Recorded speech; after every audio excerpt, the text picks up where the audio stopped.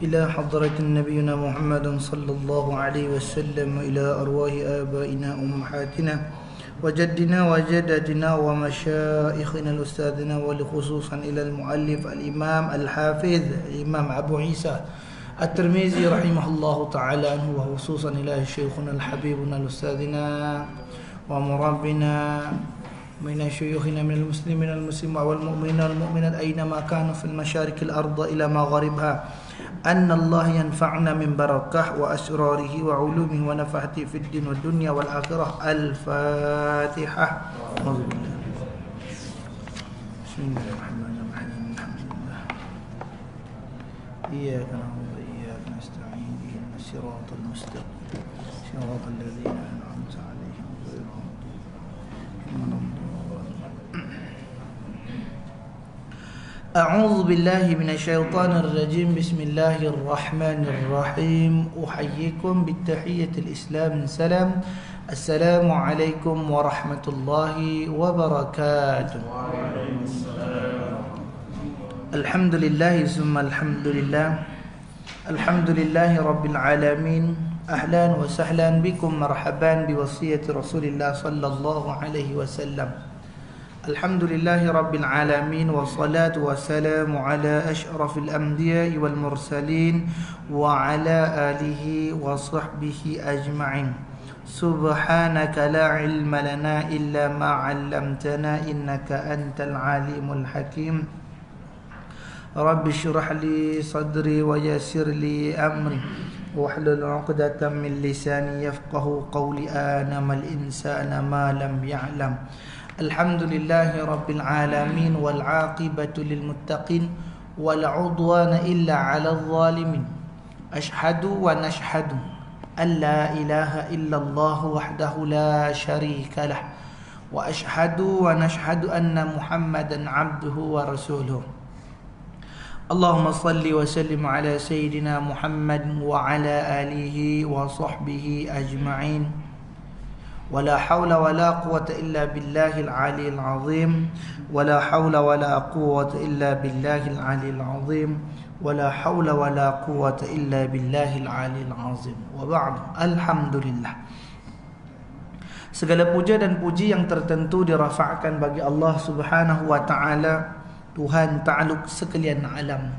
Dialah Tuhan yang layak disembah dengan sebenar-benar sembah, dan Dia jugalah Tuhan yang telah menciptakan kita, yang pada asalnya daripada setitik air yang tidak bererti dinamakan ia sebagai mani, lalu disimpan di dalam sebuah empangan yang kokoh dinamakan ia sebagai rahim ibu dalam tempoh dan waktu yang ditetapkan. Maka lahirlah kita ke dunia ini diiringi dengan nikmat-nikmat daripada Allah Subhanahu wa taala. Dan sebesar-besar nikmat yang kita perolehi pada malam yang mulia ini adalah nikmat Islam dan iman. Selawat beserta salam ke atas junjungan besar kita Nabi Muhammad sallallahu alaihi wa ala alihi wa sahbihi wa baraka wasallam, yang mana syafaat dan bantuan daripada baginda Nabi lah yang kita dambakan di akhirat kelak, ke atas ahli keluarganya, para sahabatnya dan orang-orang yang mengikuti jejak langkahnya. Alhamdulillah. Syukur kita kehadrat Allah Ta'ala, malam mulia ni dapat kita bersama, berkumpul, berhimpun di dalam rumah Allah yang mulia ini. Dinamakan ia sebagai Surau Diri Jumaat Hidayatul Islamiyah, Taman Sicily, Teluk Intan, Perak, Darul Ridwan, bagi membicarakan hadis-hadis mengenai diri baginda Nabi sallallahu alaihi wasallam melalui kitab Syama'ilul Muhammadiyah sallallahu alaihi wasallam, yang dihimpun akan dia oleh Al-Alim Al-Hafiz Al-Imam Abu Isa At-Tirmizi rahimahullahu ta'ala.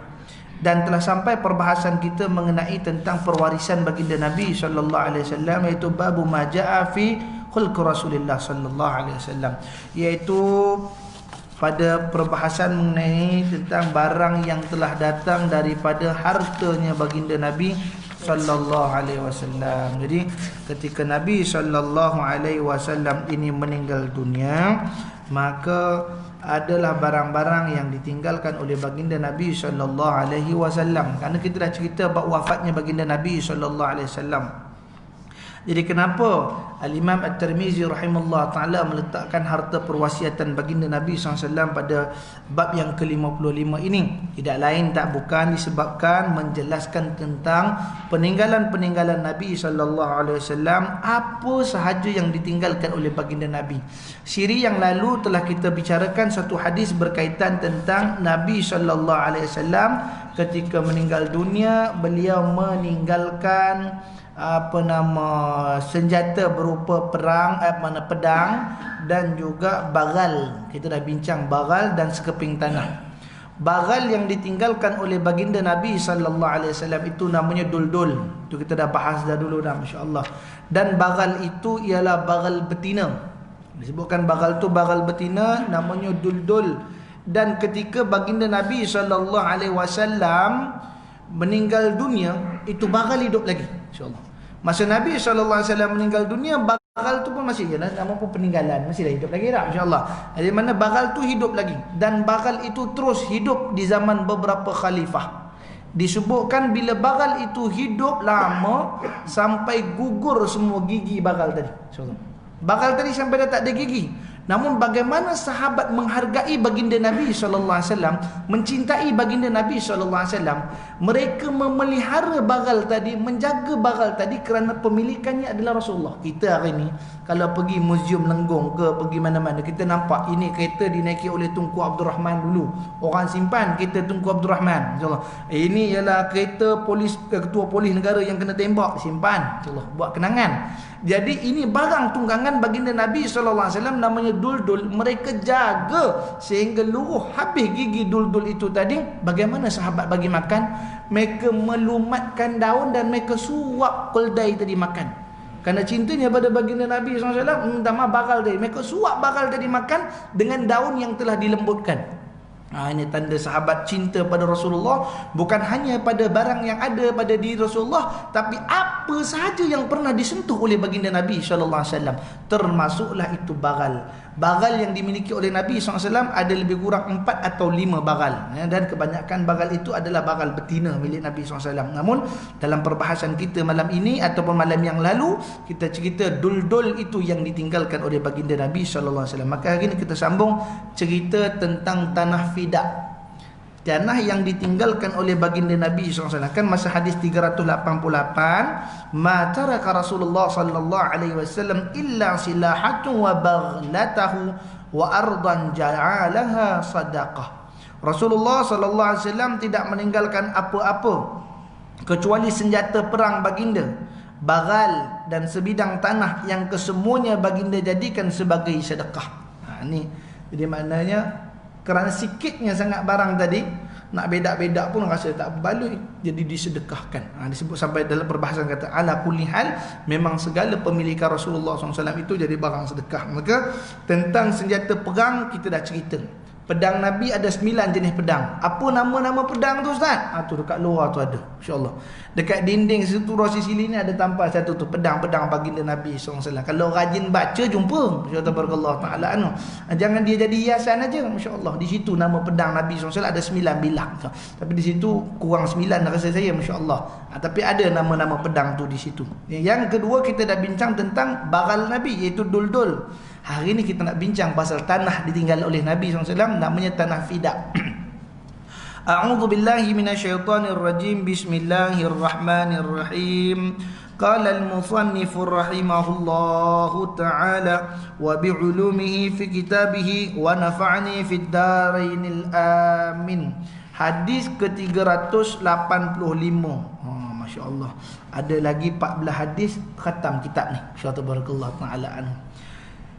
Haddatsana, kata pengarang kitab rahimahullahu taala di dalam kitabnya, haddatsana Muhammad bin Musanna qala haddatsana Yahya bin al-Kathir al-Anbari Abu Asana qala haddatsana Syu'bah an Amri bin Murrah an Abi Bukhtari an Abbas wa Aliyan jaa ila Umar yahtasimani yaqulu kullu wahidin minhuma li sahibihi anta kadha faqala Umaru li Talha wa Zubair wa Abdurrahman bin Auf wa Sa'di anshudukum billahi asami'tum Rasulullah sallallahu alaihi wasallam yaqul kullu malin nabiy sadaqatun illa ma at'amahu inna la nurathu wa fil hadis qisas wa fil hadisul qisas.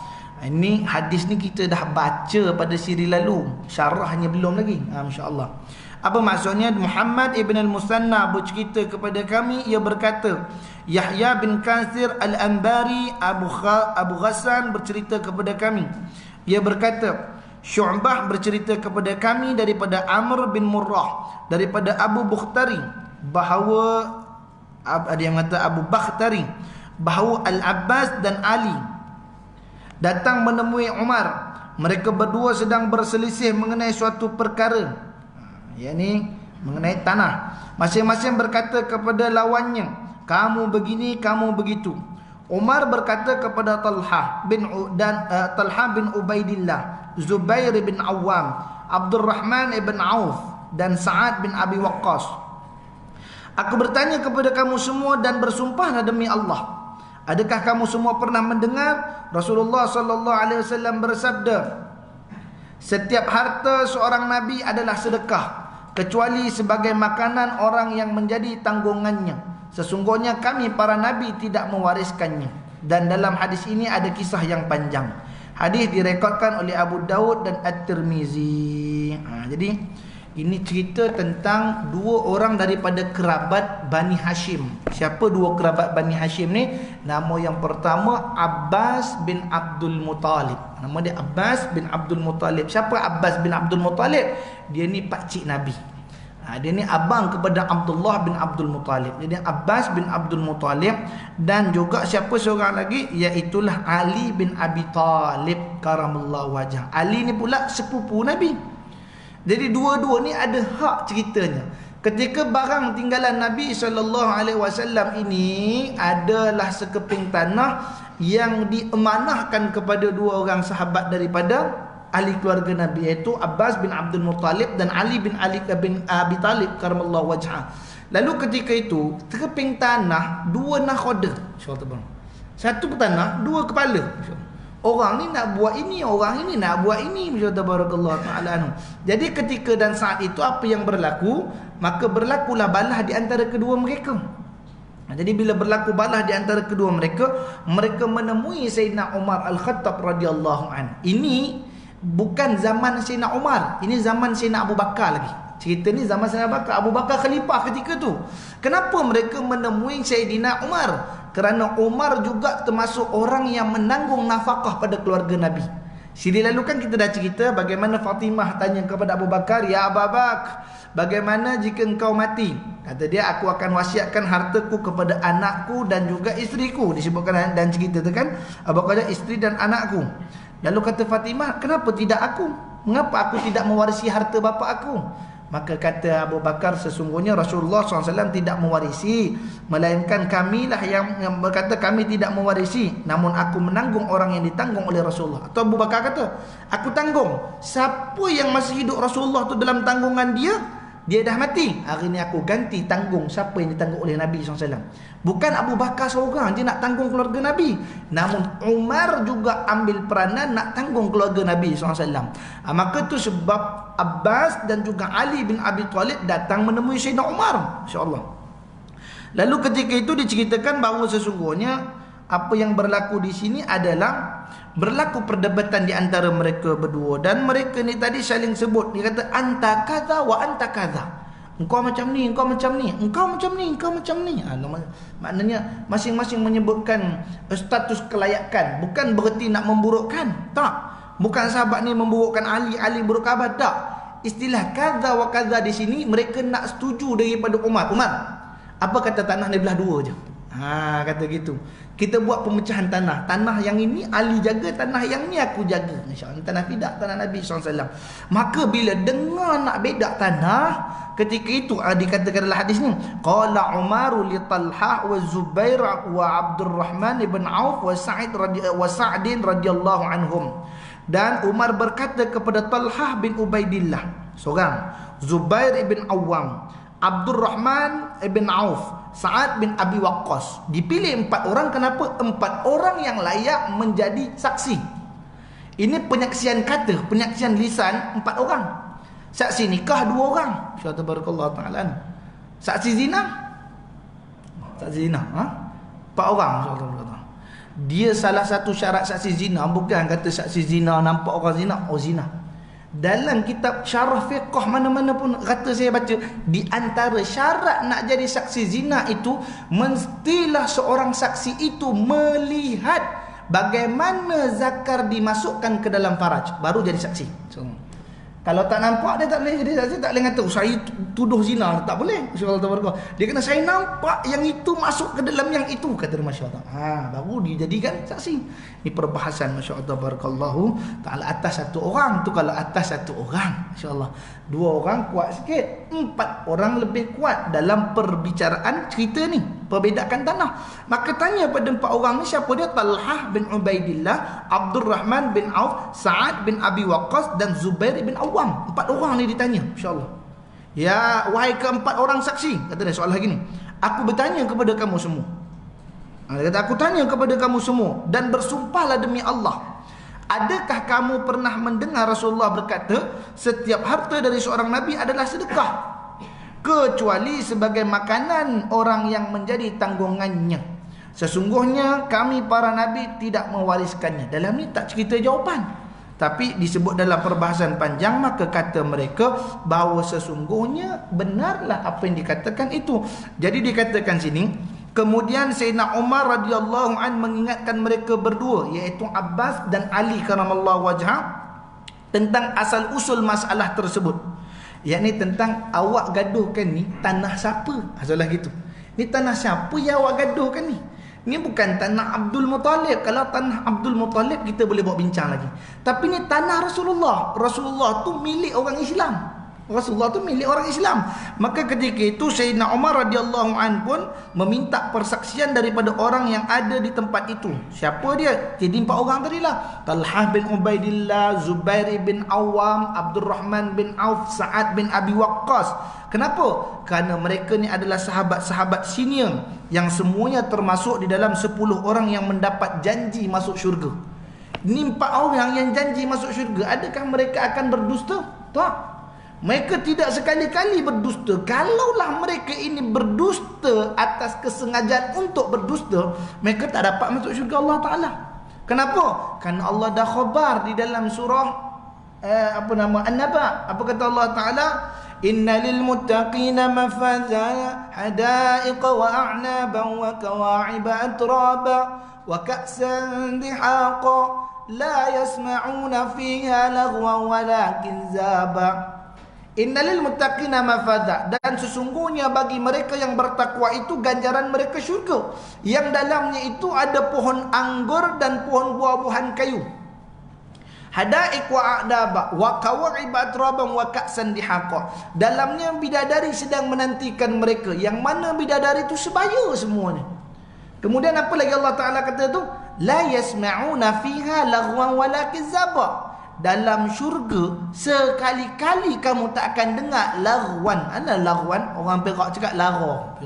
Benda lara, benda sia-sia, insya-Allah. Kamu takkan dengar sembang-sembang omong-omong kosong di dalam syurga. Wala kidzaba, apa lagi penipuan. Maknanya kalau seorang tu yang biasa menipu di atas dunia, mereka ini tidak akan dapat masuk syurga. Kenapa? Kerana kebiasaan menipu itu akan dibawa sampai ke hari akhirat. Tabarakallahu ta'ala. Kita lah orang Malaysia dah biasa makan nasi tengah hari. Sekali dapat pergi Itali, daripada pagi sampai malam makan spaghetti. Mau tak perut kita meragam? Mana nasi ni? Awak nak nasi? Sehari mungkin boleh tahan. Kalau seminggu tak makan nasi, so, oh mau hijau kawan kat situ, masya-Allah tabarakallah, mencari mana nasi, kata masya-Allah tabarakallah taala. Jadi orang dah biasa nasi, mana nak nasi? Kalau orang Itali tu memang daripada pagi sampai petang dia makan spaghetti aja, tak ada masalah. Orang kalau dah biasa menipu, nanti di hari akhirat Nabi kata dia tetap dengan penipuannya. Itu sebab Allah janji dalam Quran, yauman al-yauma nakhtimu ala afwaihim wa tukallimuna aydihim wa tashhadu arjuluhum bima kanu yaksibun. Al-yaum, pada hari itu, hari penyaksian depan Allah. Nakhtimu ala afwaihim, ditutupkan kedua mulut mereka. Ngapa nak tutup mulut? wa tukallimuna aydihim, bercakap kedua batang tangan dia, wa tashhadu arjuluhum bima kanu yaksibun, menjadi saksilah kedua batang kakinya atas perkataan daripada tangan tadi. Kenapa mulut kena tutup? Kata guru mulia kita Al-Syeikh Ahmad Fahmi Zamzam Abu Ali Al-Banjari Al-Nadwi Al-Maliki hafizallah ta'ala, kata ditutup mulut tu kerana mulut masih lagi nak menipu depan Allah Ta'ala. Kalau dia jenis orang yang menipu, depan Allah pun dia nak menipu. Jadi Allah tutup mulut tadi. Allah tanya tangan, Allah tanya kaki, Allah tanya perut, Allah tanya telinga dan sebagainya. Habis soal nanti dibuka balik mulut, mulut marah. Tangan, kenapa kau cakap macam tu? Kalau kita tipu tadi kan kita masuk syurga. InsyaAllah. Sampai tara tu dia kata, tabarakallah. Tu sebab ini sahabat yang tergolong dalam empat ni tadi tergolong dalam 10 yang dijamin syurga. Apakah kita meragui lagi tentang kejujuran mereka yang dijamin oleh Allah dengan khabar gembira dapat syurga? Maka Sayyidina Umar pilih 4 orang ini tadi sebagai saksi. Katakanlah dengan sejujurnya atas nama Allah, maksud aku bertanya kepada kalian atas nama Allah, apakah kalian pernah mendengar yang Nabi SAW mengatakan semua harta Nabi adalah sedekah kecuali apa yang dimakan? Sesungguhnya kami tidak mewarisi, mereka semua menjadi saksi terhadap hal itu. Maknanya sahabat kata, ya betul, insyaAllah.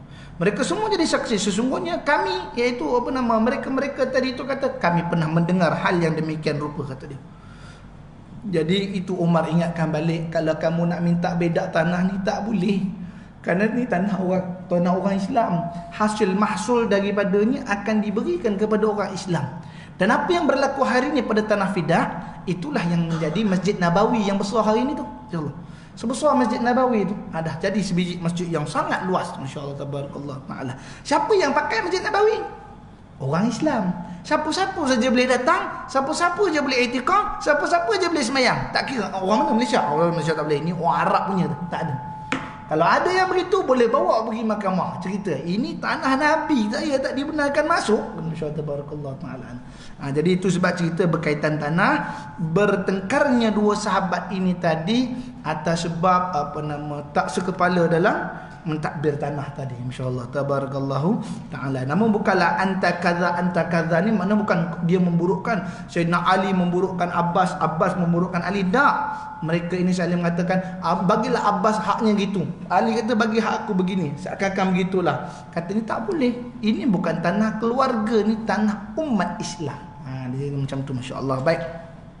Hadis ke-386. Haddatsana Muhammad bin Musanna qala haddatsana Safwan bin Isa an Usamah bin Zaid an Zuhri an Urwati an Aisyah radhiyallahu anha anna Rasulullah sallallahu alaihi wasallam qala la nurasu ma tarakna fa huwa sadaqah. Yang bermaksud Muhammad ibn Musanna bercerita kepada kami, ia berkata Safwan bin Isa bercerita kepada kami dari Usamah ibn Zaid, daripada Az-Zuhri, dari Urwah, dari Aisyah radhiyallahu anha melaporkan bahawa Rasulullah sallallahu alaihi wasallam telah bersabda, kami tidak mewariskan, apa yang kami tinggalkan ialah sedekah. Jadi hadis ni siapa yang merekodkan? Aisyah, isteri baginda Nabi SAW sendiri. Dari cerita ni Aisyah mengatakan hadis ini, padahal ia adalah salah satu ahli waris Nabi SAW. Seandainya kalau Rasulullah SAW meninggalkan harta warisan, maka Aisyah antara orang yang berhak dapat, kerana dia isteri Nabi SAW. Itu sebab kalau kita nak cerita bab harta ni, kena belajar tentang bab faraid. Ini namanya ilmu langka. Sebab Nabi SAW mengatakan akhir zaman antara ilmu yang hilang terlebih dulu ialah ilmu faraid. Kadang-kadang pergi masjid, pepatah kata guru kita, matilah kita di jalan Allah, matilah kita dalam keadaan Islam. Mati nak Islam, bagaimana hidup? Hidup tu kena dengan jalan Islam dulu. Masya-Allah tabarakallah taala. Sebelum kita nak mati, kita dah tahu tentang pembagian faraid. Nak cerita faraid takkan lepas kalau tak cerita miras. Apa tu miras? Pewarisan. Siapa yang layak? Insya-Allah. Mak tiri layak tak dapat? Masya-Allah tabarakallah taala. Anak saudara, adik beradik layak tak dapat? Masya-Allah. Isteri yang ada mak mertua, isteri yang ada anak, atau isteri yang tunggal, itu faraidnya berbeza-beza. Ada yang 1/3, ada yang 1/6, ada 1/8. daripada pembahagian tersebut. Ini tu sebab penting mengaji faraid. Jadi inilah salah satu di antara tanda kejujuran Sayyidatuna Aisyah radhiyallahu anha. Dia ni termasuk dari ahli miras, ahli waris. Dia layak dapat harta, namun dia jujur. Dia mengatakan, Nabi SAW mengatakan, kami tidak mewariskan, apa yang kami tinggalkan ialah ada sedekah semua. Itu semua sedekah, kata Aisyah radhiyallahu anha. Tak ada, kami isteri-isteri Nabi semua tak layak dapat. Sebab barang sedekah Nabi, anak-anak tak dapat, semua sedekah. Nabi ni bukan kita kata tara susah sangat, tak. Nabi SAW tidak kurang memiliki 7 ekor unta. Unta Nabi miliki tidak kurang 7 ekor. Tabarakallah. Bagal Nabi miliki ada kata 7 ekor, ada kata 9 ekor. Nabi memiliki kambing yang banyak yang dipelihara, beberapa ekor kambing yang dipelihara oleh orang, dipawahkan kepada orang. Ada juga. Itu nama-nama kuda. Kuda Nabi SAW, berapa banyak kuda yang dihadiahkan oleh Raja Mesir, yang dihadiahkan oleh itu maknanya kenderaan Nabi SAW ni banyak. Jangan kata Nabi tak ada kenderaan, insya-Allah. Oh, Nabi orang miskin. Tak. Nabi ada unta, Nabi ada kuda, Nabi ada baral, Nabi ada keldai, Nabi ada kambing, semua cukup. Nabi ada Myvi, contoh lagi ni, ada Myvi, ada apa nama Vios, ada apa nama Mercedes, ada Maserati. Cukup, insya-Allah barakallahu taalaan. Namun yang mana Nabi sallallahu alaihi wasallam guna tanda kezuhudan Nabi sallallahu alaihi wasallam, Nabi pakai apa yang dipakai oleh keliling. Orang kampung kita ni semua kita kenal lah. Belaka ni semua pakai Myvi. Yang kita pula pergi pakai Mercedes saja depan orang. Cantik Mercedes tak? Itu bukan sifatnya Nabi SAW. Dan kebanyakannya itu adalah hadiah. Kerana Nabi SAW ialah pimpinan hadiah. Dan Nabi SAW akhirnya apa berlaku? Semua tu Nabi jualkan jadi sedekah. Kalau lah Aisyah nak bolot, kata ni kita punya ni, Nabi tak ada, hak ni kita punya. Tapi inilah sifat ummahatul mukminin dan para sahabat redha dengan apa yang telah Nabi sampaikan dan jujur mereka atas perkataan Nabi sallallahu alaihi wasallam, iaitu semua yang hak Nabi sallallahu alaihi wasallam itu adalah sedekah. Hadis ke-387. Haddatsana Muhammad ibn Bashar. Saya dah dengar ustaz baca haddatsana. Dekat mana haddatsana tu? Kalau kita tengok kitab ni dekat keterangan. Kat keterangan tu nama dia. Haddatsana Muhammad bin Bashar. Haddatsana Abdul Rahman bin Mahdi. Qala haddatsana Sufyan an Abi Zina an Abi Zinad an al-Akhraji an Abi Hurairah radhiyallahu anhu an an-nabi sallallahu alaihi wasallam qala la yaksimu warasati dinaran wala dirhaman ma taraktu ba'da nafaqati nisa'i wa mu'nati amili fahuwa sadaqatun. Muhammad ibn Bashar bercerita kepada kami daripada Abdul Rahman bin Mahdi, bercerita kepada kami, ia berkata Sufyan bercerita kepada kami dari Abu Zinad daripada Al-A'raj daripada Abu Hurairah radhiyallahu anhu. Nabi sallallahu alaihi wasallam bersabda, Beliau bersabda, warisku tidak membahagi-bahagikan dinar ataupun dirham. Apa yang aku tinggalkan selepas ditolak nafkah isteri-isteriku dan upah para penggantiku, maka ia adalah sedekah. Ini kata Nabi SAW. Tak ada pada orang lain katakan saya nak claim Nabi SAW ni datuk saya nak ambil faraid harta Nabi SAW. Ghanimah, harta-harta yang dikumpulkan daripada perang nak tawan. Nabi ada sebilah pedang. Pedang Nabi SAW ni dihadiahkan daripada ayahnya. Nabi ni tak lahir lagi, tapi bapa dia dah tinggalkan satu pedang. InsyaAllah ta'ala. Yang mana pedang tu pedang orang Arab Mekah. Orang Arab Mekah, orang yang terkenal dengan perang. Orang gagah perang. InsyaAllah ta'ala. Itu sebab ketika perang Badar, siapa yang jadi benteng depan? Orang Mekah. Orang Mekah yang berpindah ke Madinah, mereka benteng depan. Dan mereka mengajar orang Madinah macam mana untuk berperang. Orang Madinah pula orang yang kaya dengan rasa kecintaan. Dia sangat cinta dengan orang, sayang dengan orang, lemah lembut. Itu beza. Kalau lagi Mekah dengan lagi Madinah, orang dia beza sikit. Masya-Allah ta'ala. Dia ada perbezaan.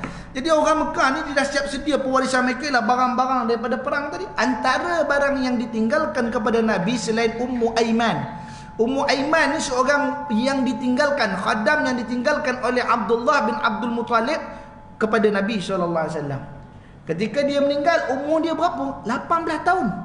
Bapa Nabi meninggal dunia ketika usia kandungan Aminah 2 bulan. Ketika itu Abdullah berusia 18 tahun. Dalam 18 tahun dan meninggal reta untuk anak. Subhanallah. Antaranya sebilah pedang yang ditinggalkan untuk Muhammad SAW. Daripada ujung pedang, ni cerita sarung, tak buka lagi, cerita sarung. Daripada hulu pedang sampai ke hujung pedang, semua bertatah batu permata. InsyaAllah. Nak kata kaya tu, insyaAllah. Kalau lah kata nak berebut, kan dia cerita pada hadis yang awal kata Nabi meninggalkan senjata perang, insyaAllah. Kalau nak rebut yang itu je boleh jutawan. InsyaAllah. Yang itu cukup dah, insyaAllah. Kerana permata daripada depan ke belakang. Ada gambar tu kita akan tengok, insyaAllah. Batu-batu yang disusun di pedang baginda Nabi SAW. Ya, Masya Allah. Ada pula pedang yang kuat, namanya Husam. Itu pedang Husam tu pedang hadiah. InsyaAllah. Buatannya tu, besi dia tu adalah besi Damaskus. Lipat tak kurang 1000 kali lipat. Macam buat dia menepa tu 1000 kali lipat. Baru dia mengacu bunga bentuk Damaskus. InsyaAllah. Itu berapa? Saya baru riki-riki lah, kata orang modernnya riki-riki, nengok-nengok di web. Besar ini je, bukan 4 inci je. Tebal itu 4 inci. Besar 2 inci, 4 inci panjang. 6,000 harganya. InsyaAllah. Besar itu jenis paku tu pop gitu, putih paku. Ini tak putih. Itu sebab tak hairan. Itu sebab tak hairan bila dikatakan Sayyidina Umar Al-Khattab radhiyallahu anhu, bila dihimpun 7 orang depan dia, dia hayun mata pedang tadi tu, 7 kepala boleh putus. So, kerana ketajaman mata pedang tu, kualiti. Ini barang yang dimiliki oleh Nabi SAW. Jadi kata Nabi SAW, aku tak tinggalkan la yaksimu wa la taksimu warathati dinaran wala dirham. Aku tak tinggalkan dinar, aku tak tinggalkan dirham. Siri lalu saya dah ceritakan berkaitan tentang bagaimana Sayyidatuna Aisyah radhiyallahu anha menghadapi marahnya baginda Nabi sallallahu alaihi wasallam. Marah ni mana? Marah tegasnya Nabi sallallahu alaihi wasallam kerana tidak membahagikan 7 dinar yang terakhir milik Nabi sallallahu alaihi wa ala alihi wasallam.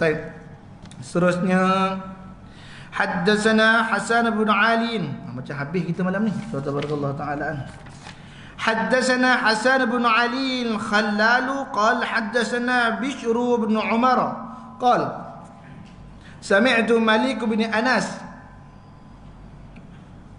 an Zuhri an al-Malik bin Aus ibn al-Haddathana qala dakhaltu ala Umar fa dakhala alayhi Abdurrahman bin Auf وطلحة وسعد وجاء علي وعباس يحتصمان فقال لهم عمر أنشدكم بالذي بإذنه تقوم السماء والأرض أتعلمون أن رسول الله صلى الله عليه وسلم قال لا نراس ما تركه صدقة فقالوا اللهم نعم في الحديث قصاص طويلة. Al-Hasan bin Ali Al-Khallal menceritakan kepada kami, ia berkata, Bishr bin Umar bercerita kepada kami, ia berkata, aku mendengar Malik bin Anas daripada Az-Zuhri daripada Malik bin Aus Al-Haddathana berkata, aku pernah menemui Umar, kemudian Abdurrahman bin Auf, Talhah dan Sa'ad menemui juga. Lalu datanglah Ali dan Abbas. Kedua mereka berselisih. Kemudian Umar berkata kepada mereka, aku bertanya kepada kalian atas nama Rabb dengan izinnya. Katakan, Umar berkata kepada mereka semua yang ada di situ, aku bertanya kepada kamu semua dan bersumpahlah demi Allah yang dengan kehendaknya langit dan bumi yang tegak. Apakah kamu semua tahu Rasulullah SAW pernah berkata, kami tidak mewariskan apa yang kami tinggalkan, maka ia adalah sedekah. Mereka yang ada di situ menjawab, Allahumma, ya, memang kami mengetahuinya. Dia kata, na'am, na'amun wa fi hadisin qisasut tawilah. Ini cerita dia sama macam hadis ke-385 tadi, berkaitan tentang Sayyidina Umar Al-Khattab radhiyallahu taala anhu menghadapi 2 orang daripada Bani Hashim yang saling berselisih untuk mendapatkan tanah fidak. Insyaallah tabarakallahu taala. Kalau cerita ni, cerita panjang dia begini, saya bacakan kisah panjang dia. Dalam cerita panjang dia, Abu Yaman bercerita kepada kami, Syuaib memberitahu kami daripada Az-Zuhri, ia berkata, Malik bin Aus bin Al-Haddathana An-Nashri memberitahuku bahawa Umar bin Al-Khattab memanggilnya. Saat itu datanglah penjaganya, iaitu Yarfa. Ia berkata, apakah boleh Uthman, Abdul Rahman, Zubair dan Sa'id izin masuk menemuimu? Ia menjawab, ya, persilakanlah mereka duduk. Tidak lama kemudian datang lagi seraya berkata, apakah Abbas dan Ali boleh diizinkan masuk menemuimu? Ia menjawab, ya. Ketika keduanya masuk, Abbas berkata, wahai Amirul Mukminin, tolong tetapkan keputusan antara aku dan orang ini, iaitu Ali. Kemudian sedang berselisih tentang Fa'id daripada Bani Nadir yang Allah berikan kepada Rasulullah sallallahu alaihi wasallam. Ali dan Abbas berselisih. Orang-orang yang ada di sana berkata, wahai Amirul Mukminin, berikanlah keputusan antara mereka berdua dan tenangkanlah salah satu di antara keduanya. Umar pun berkata, tenanglah kalian semua. Aku bertanya kepada kalian atas nama Allah yang dengan izinnya langit dan bumi boleh tegak.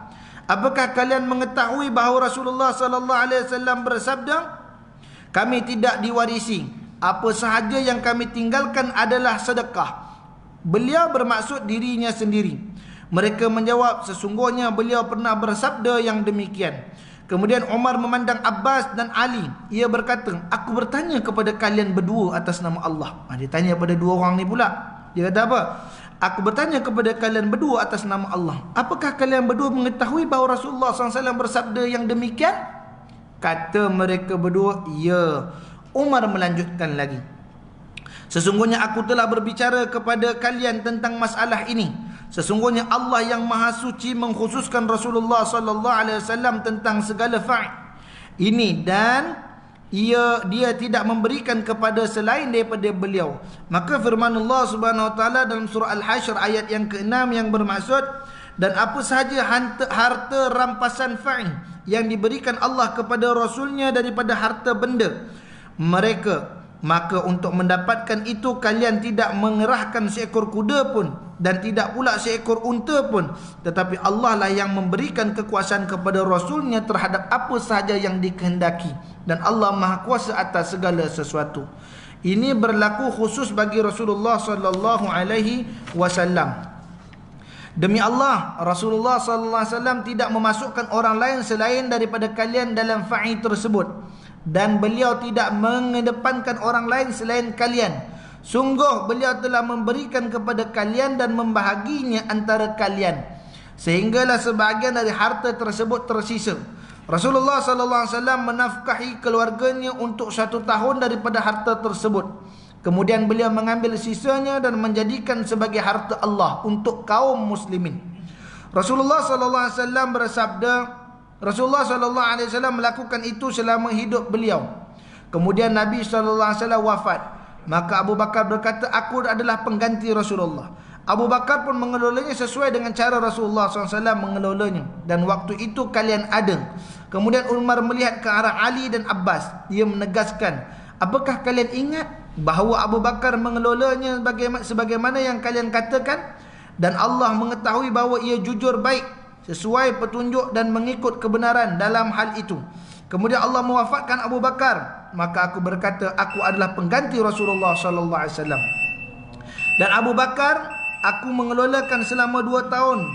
Aku menjadi khalifah dan aku mengelolakannya seperti Rasulullah dan Abu Bakar mengelolanya. Dan Allah mengetahui bahawa aku jujur, baik, sesuai petunjuk dan mengikut kebenaran. Lalu kalian berdua menemuiku saat itu. Kalian sepakat dalam satu kata, engkau, iaitu Abbas, menemuiku, dan aku berkata kepada kalian berdua, sesungguhnya Rasulullah SAW bersabda, la nurathu ma tarakna sadaqatun, kami tidak diwarisi apa-apa saja yang kami tinggalkan adalah sedekah. Jika ketika itu aku berpandangan untuk menyerahkan kepada kalian berdua, aku berkata, jika kalian berdua mau, maka aku serahkan pengelolaannya kepada kalian berdua, dengan syarat atas nama Allah bahawa kalian akan mengelolanya sesuai dengan pengelolaan Rasulullah, Abu Bakar dan aku sejak aku menjabat khalifah. Jika tidak demikian, maka janganlah kalian berdua berkata lagi kepadaku tentang masalah tersebut. Kalian berdua berkata, serahkanlah pengelolaannya kepada kami berdua, kemudian aku serahkan kepada kalian berdua. Apakah kalian menginginkannya? Aku memberi keputusan yang lain. Demi Allah, dengan izinnya langit dan bumi boleh tegak. Aku tidak akan memberi keputusan selain itu sampai hari kiamat. Jika kalian tidak mampu mengelolanya, maka serahkan kembali kepada aku dan aku akan mencukupi kalian dengan keduanya. Ini cerita pada jalan kedua. Cerita dia Sayyidina Abu Bakar dah wafat. Jadi bila datang dua orang, jadi bagilah kami tanah fa'i. Dia panggil sini tanah fa'i, insyaAllah. Tanah fidak, tanah fa'i, tanah pemberian Allah Ta'ala. Ketika itu kata Umar, kamu nampak Rasulullah jaga tanah ni macam mana? Nampak. Kamu nampak Abu Bakar jaga macam mana? Nampak. Kamu nampak aku jaga sesuai macam mana mereka berdua jaga? Nampak. Datuk, kamu nak minta daripada aku tanah ni? Aku boleh bagi. Kamu cuma katakan berikan kepada kami tanah ni, aku bagi pada kamu. Betul? Nak? Senyap dua-duanya, insyaAllah. Nanti kamu akan dipertanggungjawab. Dengan syarat aku bagi pada kamu tanah ni, kamu kena buat macam mana Rasulullah buat, macam mana Abu Bakar buat, macam mana aku buat. Menung balik, tak boleh rasanya nak buat macam khalifah-khalifah ni buat, kerana mereka ada kuasa lebih besar. Ketika itu kata Abu Bakar, kata Sayyidina Umar, kalau kamu ndak, aku boleh bagi dan kamu uruskanlah. Namun apabila dah tak boleh urus, tolong serah balik pada aku. Namun sebenarnya apa kata dia? Aku tidak akan memberikan keputusan selain itu sampai hari kiamat. Maksudnya tak nak bagi. Tak boleh. Ni tanah Rasulullah SAW, tak boleh dibedak-bedakkan. Kalau kamu nak bertanggungjawab atas tanah ni, aku boleh bagi tanggungjawab ni atas kamu. Nanti siapa nak jawab di hari akhirat kelak? Umar ni Nabi panggil dia Al-Faruq. Apa maksud Al-Faruq? Al-Faruq ni yang boleh membezakan yang hak dan yang batil, yang sesat dan yang betul. Ni Umar boleh bezakan. Masya-Allah, tabarakallahu taala anhu. Tu sebab Sayyidina Umar Al-Khattab ini, kalau dalam hadis ni Nabi kata, kalaulah ada nabi setelah aku, nescaya nabi itu ialah Umar. Ini Nabi klaim dah ni. Kalaulah ada nabi setelah daripada aku, nabi itu Umar. Tapi Sayyidina Umar pernah mengaku dia nabi? Tak pernah dan tak berani. Waktu tu siapa yang mengaku jadi nabi? Namanya Musailamatul Kazzab. Musailamah, nama dia Musailamah. Ni sahabat Nabi Musailamah ni. Dulu beriman dengan Nabi, duduk dengan Nabi, Nabi mati dia mengaku dia nabi. Dia punya jahatnya Musailamatul Kazzab ni, mengaku dia nabi. Dia ada mukjizat tak? Kita tak kata dia ada mukjizat, dia ada kelebihan. Kan Nabi SAW boleh menyembuhkan orang buta. Insya-Allah, orang buta orang boleh tengok. Musailamatul Kadzab, orang yang celik jadi buta. Orang minta lain, buta mata orang tu. Apa yang buta pula ni, masya-Allah. Kalau dimintakan sembuh sebelah aja, sebelah tak sembuh. Subhanallah taala an. Dia berlawanan. Yang lagi hebat, kalau nak cerita Musailamatul Kadzab ni, di sebelah Madinah ada satu nabi palsu namanya Musailamatul Kadzab. Musailamah jadi nabi kat Madinah. Sayyidina Abu Bakar pegang dia. Di belah Najd ada satu nabi perempuan pula palsu. Nabi juga perempuan, ahli sihir. Mengaku dirinya jadi nabi. Bila bertemu dengan Musailamah, saling berbicara, lala kahwin dua-dua. Kahwin dua-dua ni, buat empire namanya Baitur Rahmah. Buat satu empire besar dan ramai pula pengikut keduanya. Orang Arab ni tak boleh tengok ajaib agaknya. Tengok orang boleh buat sihir sikit, oh ikut. Subhanallah ta'ala. Masya-Allah.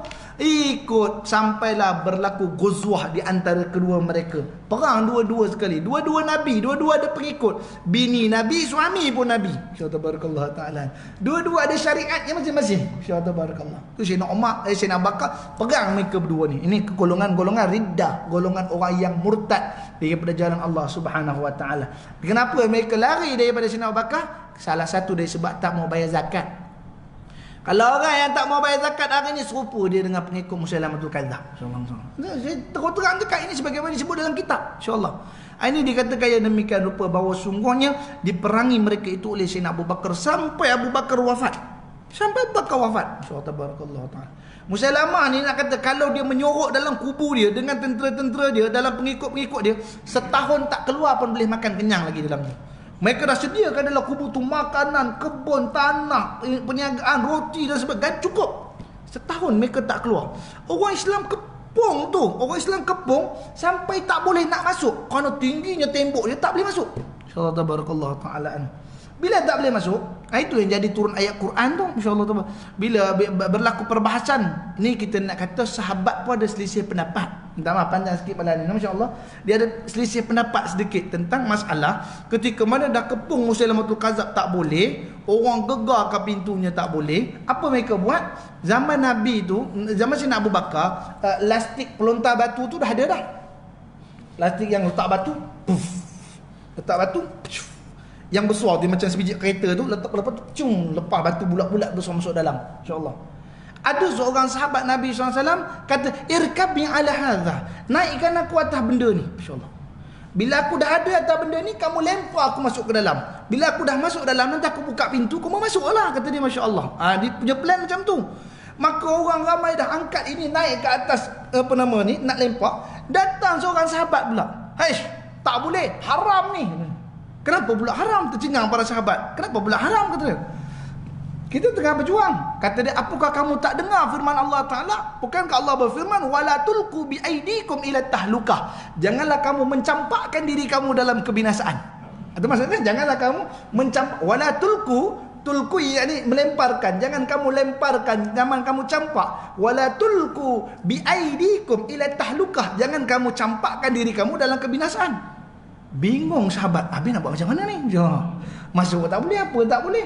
Bila dah kecoh-kecoh macam tu, datang Ibnu Abbas. Ini anak Abbas tadi. Datang Ibnu Abbas, apa pasal ni? InsyaAllah. Apa pasal? Kami ni plan, budak ni dah volunteer diri dia. Dia dah ke depan dah. Dia promote diri dia untuk dilempar masuk ke dalam. Masya-Allah. Dah ada sukarelawan nak masuk dalam. Kami nak lempar. Tapi si Fulan ni cakap wala tulqu bi aidikum ila tahlukah. Ni sahabat nampak. Dalam masalah macam tu bincang lagi ayat Quran. Bincang lagi tentang ayat-ayat Allah. Menong sahabat, insya-Allah. Boleh ke tak boleh sebenarnya? Maka Abbas kata, siapa yang cakap ayat tu tadi? Ibnu Abbas cakap, siapa ayat tadi? Siapa yang cakap ayat ni? Datang lelaki tu action. Saya yang cakap, insya-Allah. Saya yang cakap ayat tu tadi. Konon ni iktiraf lah. Bagus dia ni punya hafalan hebat, insya-Allah. Tanya Abbas, daripada mana kau dapat ayat ni? Ibnu Abbas tanya, daripada mana kau dapat ayat ni? Aku dengar firman ni daripada Fulan bin Fulan, dan Fulan ni dapat daripada Fulan bin Fulan, dan Fulan dapat daripada Rasulullah SAW. Oh, begitu. Kata Ibnu Abbas, tahu tak engkau? Ketika ayat wala tulqu bi aidikum ila tahlukah ni turun pada Nabi, aku kat sebelah Nabi. Aku ni duduk sebelah Nabi, kata, masya-Allah. Jadi kalau nak cerita yang lebih faham tentang ayat ni, aku. Kata soal lagi tu lah, nak kata aku lebih faham. Ini bukan ayat jihad, ini ayat ekonomi. So, kamu kena tahu mana ayat ekonomi, mana ayat jihad. Dalam jihad tak ada. Bukankah sebelum wala tulqu bi aidikum ila tahlukah, ayat sebelumnya ayat mal. Al-mal tentang harta. Maka belanjakanlah harta kamu dalam kebaikan, dan janganlah kamu mencampakkan diri kamu dalam kebinasaan. Maknanya jangan beli benda yang boleh menjahanamkan diri. Ya Allah. Inilah dalil yang digunakan oleh kerajaan negeri Mesir. Kerajaan Mesir keluarkan fatwa mamnu' tadkhin, haram tadkhin. Apa dia? Haram merokok. Dengan kata apa? Wala tulqu bi aidikum ila tahlukah. Jangan kamu beli rokok untuk binasakan diri. Ayat tu jadi sandarannya. Bukan kata ayat perang. Udah naik lempar je, kata Ibn Abbas. InsyaAllah. Naik, pop, kawan tu pun masuk, cepat-cepat buka pintu masuk, dan Islam yang diketuai oleh Abu Bakar berjaya tawan kota tu. Kalau tak ada sahabat yang nama Ibnu Abbas tadi, agak-agak sampai hari ni menang orang lagi daripada saya. Masya-Allah. Ni cerdiknya para sahabat radhiyallahu taala anhum ajma'in dalam masalah tu. Sebab jangan kita heran lah kalau hari ni ustaz ni cakap lain, ustaz ni cakap lain. Faham beza. Faham beza. Ada faham mengaji, ada faham tak mengaji, buat-buat faham. Subhanallah. Hari ni kata-kata macam hebat hadis belaka. Dia bila faham hadis, dia kata dia hebat. Bila tanya ngaji, tak ada, saya baca buku je. Dalam buku sebut macam tu. Buku dia punya cerita dengan syarah ulama tak serupa. Tu sebab hadis ni kena duduk bertalaki. Bila orang tak faham tentang hadis ni, itu yang duk pusing tu. Oh, isu pening naik kepala tu. Isu capal lah, isu itulah, isu. Tu sebab kena ngaji. So benda ni kena ngaji. Masya-Allah tabarakallah taala.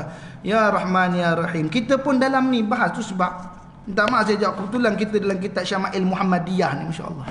Orang cakap tentang isu capal dah. Saya tak suka nak naik isu-isu macam ni, tapi nak bagi tahu, kalaulah isu capal ni tak penting, kenapa Ibnu Imam At-Tirmizi rahimahullah taala ceritakan bab capal pada bab yang ke-11? Bab 11. Maksud saya bab 11 lah. Tabarakallah taala. Kenapa dia ceritakan bab capal pada bab yang ke-11? Bab yang ke-11, capal Rasulullah sallallahu alaihi wasallam. Soal 86. Saya teringin juga nak tahu kenapa bernama Imam Tirmizi rahimahullah taala cerita bab ke-11, babu ma ja'a fi na'ali Rasulullah sallallahu alaihi wasallam. Kalau dia tak penting, kenapa diceritakan? Sedangkan dalam bab 10 dah cerita dah babu ma ja'a fi khaufin Nabi, tentang kasut Nabi. Cerita bab kasut bab ke-10, cerita bab bersandal bab ke-11. Apa pasal dibezakan? Ni tu sebab ada fadilah, ada kelebihannya. Jangan mudah-mudah kita ngecop orang belaka. Tu sebab saya pesan dengar.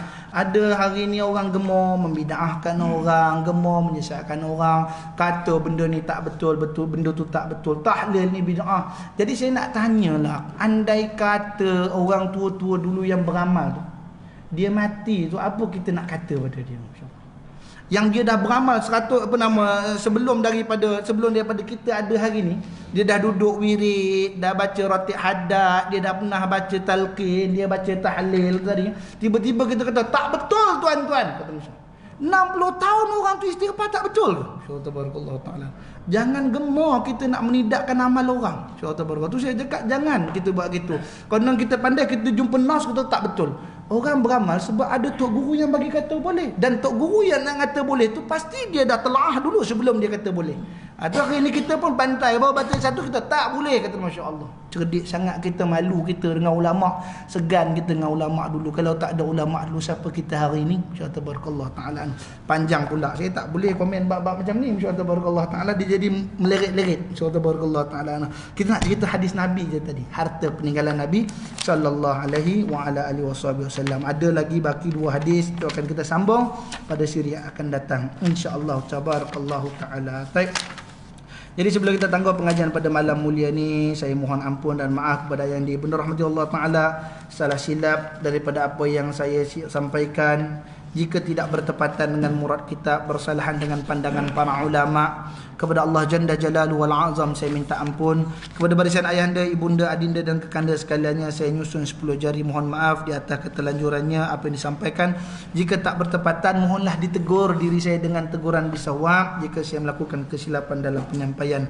Aqulu qauli hadza wa astaghfirullahal azim li wa lakum lisairil muslimina wal muslimat wal mu'minina wal mu'minat fastaghfiruhu innahu huwal ghafurur rahim. Auzubillahi minasyaitonir rajim. Bismillahirrahmanirrahim. ربنا انفعنا بما علمتنا ربي علمنا الذي ينفعنا ربي فقنا وفقه أهلنا وقرابة لنا في ديننا مع لقدر إنس والذكر اللهم افتح علينا فتوح العارفين إلينا الصراط المستقيم صراط الذين أنعمت عليهم من النبي والصديق والشهداء والصالحين وحسن أولئك رفيقا يا أرحم الراحمين اللهم إنا نعوذ بك من العلم لا ينفع وقلب لا يخشع وعمل لا يرفع والدعاء لا يسمع ربنا تقبل منا دعانا إنك أنت السميع العليم وتب علينا يا مولانا إنك أنت التواب الرحيم دعوا فيها سبحانك اللهم وتحيات وسلام في آخر الحمد لله رب العالمين تقبل الله منكم. Ditangguh dengan tasbih kafarah dan surah Wal-Nas. Subhanakallahumma bihamdika asyhadu an la ilaha illa anta. Wassalamualaikum warahmatullahi wabarakatuh.